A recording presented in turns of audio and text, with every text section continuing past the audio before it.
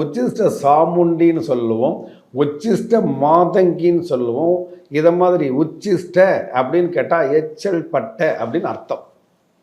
இந்த மாதிரியான தெய்வங்களுக்கு வைத்து நாம் நெய்வேத்தியம் பண்ணுறோம் இல்லையா, அந்த நெய்வேத்தியம் ஒரு கற்கண்டு, பேரிச்சை பழம், இது மாதிரியான நெய்வேத்தியத்தை எடுத்து பக்கத்தில் வச்சு அந்த நெய்வேத்தியத்தை வாயில் சாப்பிட்டு அசை போட்டுட்டு அந்த எச்சில் நம்ம பண்ணக்கூடிய அந்த எந்திரத்தில் தெரிக்கணும். அது பிறகு உச்சிஷ்ட சாமுண்டீஸ்வரி, உச்சிஷ்ட மாதங்கி, உச்சிஷ்ட கணபதி இவர்களை வைத்து முறையாக நாம் எழுதக்கூடிய எந்திரத்துக்கு அந்த எச்சில் பட்ட பொருட்கள் அப்படின்னு சொல்லக்கூடிய அந்த நெய்வேத்திய பொருட்களை சாப்பிட்டு கொண்டு அதை அசை போட்டபடியே எழுதக்கூடிய எந்திரம் நிறைய இருக்குது.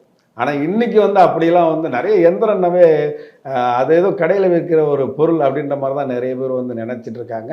அதனால் அந்த எந்திரம் வேலை செய்யுமா செய்யாதான்றது வாங்கினவங்களுக்கு தான் தெரியும். ஆச்சி ராயல் குலோப் ஜாமுன் பேக்ஸ் 1 வாங்கினால் 1 இலவசம்.